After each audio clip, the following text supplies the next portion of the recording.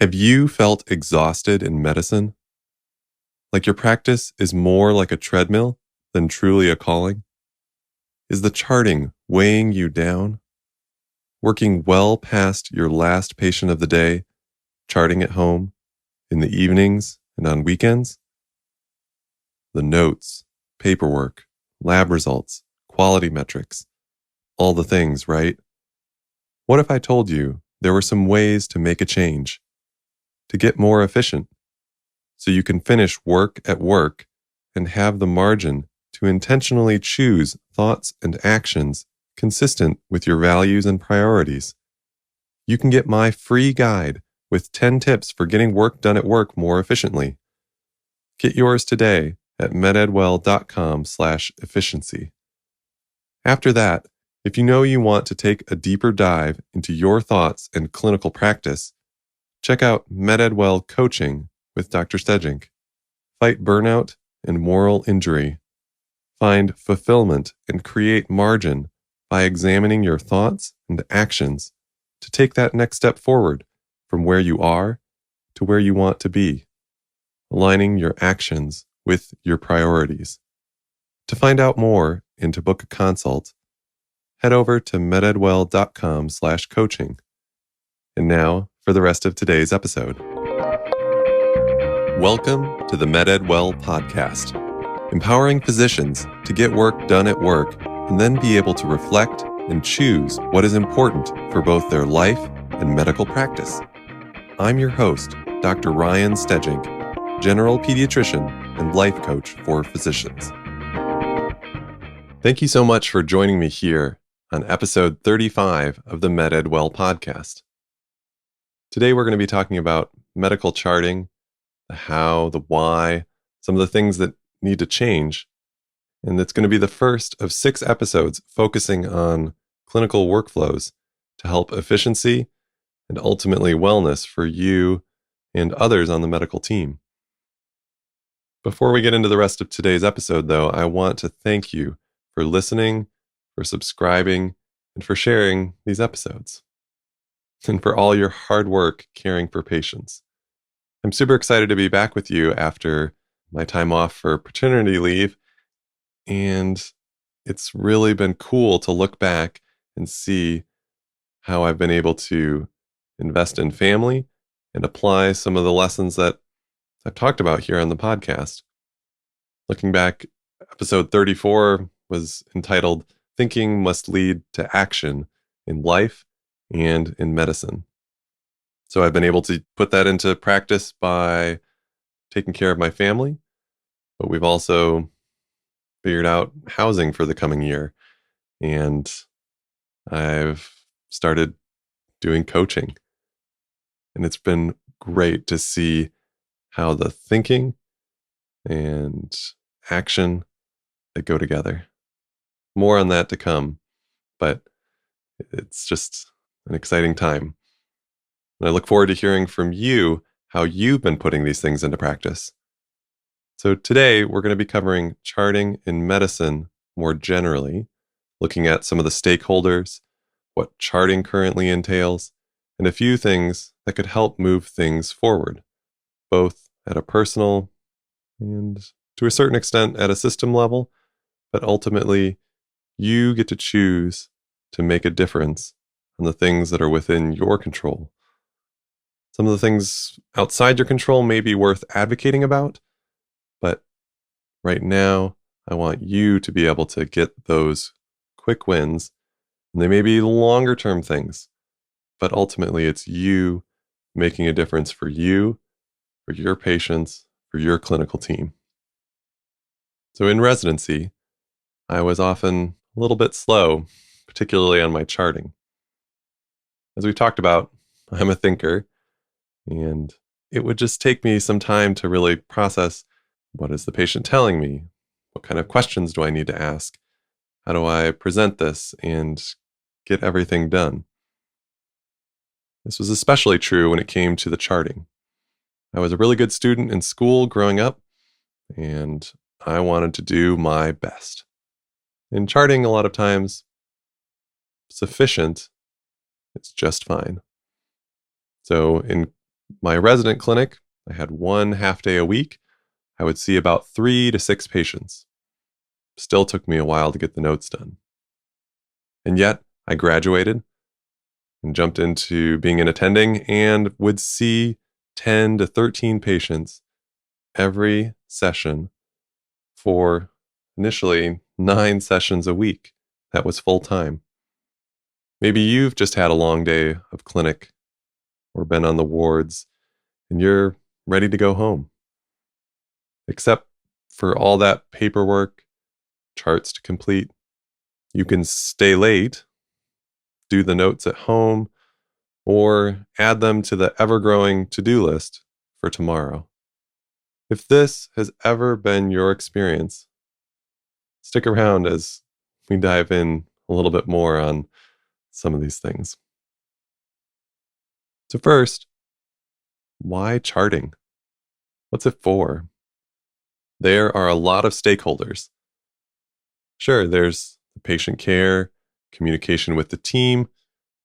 A lot of times I'll see patients of my colleagues, they'll see my patients.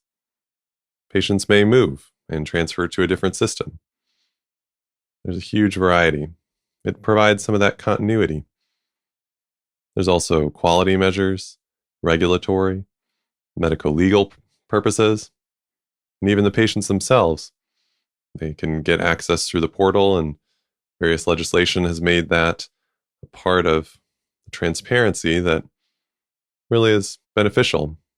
Certainly, there's some ways in which that works or has new challenges that we address, but some of those are opportunities for us to learn and to grow and to empower our patients. However, one of the biggest things for charting is to support the billing. And we all know it. All those things that we have to include, some of it's just how it is. But then it comes back to what's amazing and what's sufficient. So from there, we have why charting, now to the what and the where of charting. Previously, some of these things were a lot easier on paper.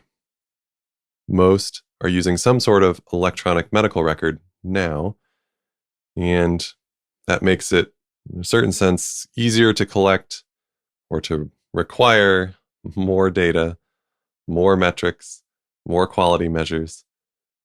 And all the stakeholders have some sort of input, what needs to be there in the notes.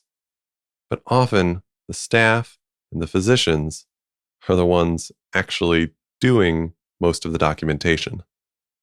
Certainly, some of the CMS changes from 2021 decreased some of the documentation requirements. However, the quality, the billing, the regulatory metrics continue to increase. When I see this, I ask, okay, we're adding this. Is there something we can either take away or make more efficient? Because ultimately, there is still the same amount of time. And though sometimes time is how you think about it and your productivity, but it's still finite. You can't do all the things and just keep adding on to it unless we're going to provide some support. Sometimes there's discrete data that needs to be collected to make it easier to say, did the patient receive this? Were they counseled on that? Some of these things may require some sort of manual checking of that box, selecting from that drop-down list. But some of these things, the computer already knows. It just has to be automated. And certainly, there are systems investments and challenges around that, but it just needs to happen. Because we need to make it easy to get those things documented. So first, why charting? Second, the what and the where of charting. But third, what needs to change? What needs to change for flourishing and for an increase in efficiency? Some of these things are things that you as a physician can do yourself, but some of these things are system things that need to be advocated for, but then implemented at that system level. The first thing is charting in the room. Whether there's computer workstation that either you bring a laptop or there's a desktop already in the room, trying to complete as much charting as possible in the room can be really helpful. It's also important to collaborate with your staff, not only understanding what's going on with the patient, what you can know in advance and maybe plan for. Maybe they are even empowered to start the note for you. It could be that you have a dictation device. Maybe you're able to have a scribe. Maybe you're not, but it could be something that if you can make the business case for it, we talked in a previous episode about coming with your data to make your case as you advocate for yourself. Next, using templates and text expansion. If you type the same thing over and over, maybe you can type a few characters and it'll bring in your typical counseling on a particular condition. The system level, one of the biggest things is that automation of the data collection because it just needs to work more smoothly so that you can provide good patient care, but also be able to care for yourself. The biggest change, however, that's within your control is in your mindset, how you think about charting. Because when you hear charting in medicine, it leads to particular feelings. And they're usually not positive ones. At least they weren't for me for a really long time. And it's still hard to think about this in a way that says, no, I am empowered. I am a good doctor and I take great care of my patients and I take great care of myself. Some of it is saying, I don't have to have perfect notes. Sufficient notes are fine. Let some of those thoughts sit with you. How would you feel if you could truly say some of those things, to choose those thoughts? It's worth thinking about because ultimately your thoughts lead to your feelings, lead to what you're going to do about it. I'm saying this from a place of having been there too and still am at times. So I want to encourage you to take that next step, to consider how charting in medicine can support you getting things done in a way that still allows you to take care of yourself. So take that next step today, and I look forward to hearing how this has impacted you. We'll be going deeper on some of these things over the coming 5 episodes. So come back and join me as we consider how to support wellness in medicine. Thanks so much for listening. I appreciate all that you do. Please take a moment and share this episode. Share it on social media. Text it to a friend. I really want to be able to support physicians, to be able to support you as individuals, as physicians, and as people. If you're looking for tips on how to implement some of these things, check out my free guide at mededwell.com/efficiency. It has the 10 tips, and many of which we'll be going over in the coming episodes. Thanks so much for all you do, and have a great day. And now for our important disclaimer. Dr. Ryan Stegink is a practicing general pediatrician, but the MedEdWell podcast does not reflect the views, opinions, or belief of his employer nor his affiliated university. Additionally, the MedEdWell podcast is for educational and entertainment purposes only and should not be considered advice regarding financial, legal, student loan, medical, or any other specific topic. In such a case, you should seek consultation with a certified professional in that particular area. Again, thanks for joining us on the MedEd Well podcast, and have a great day.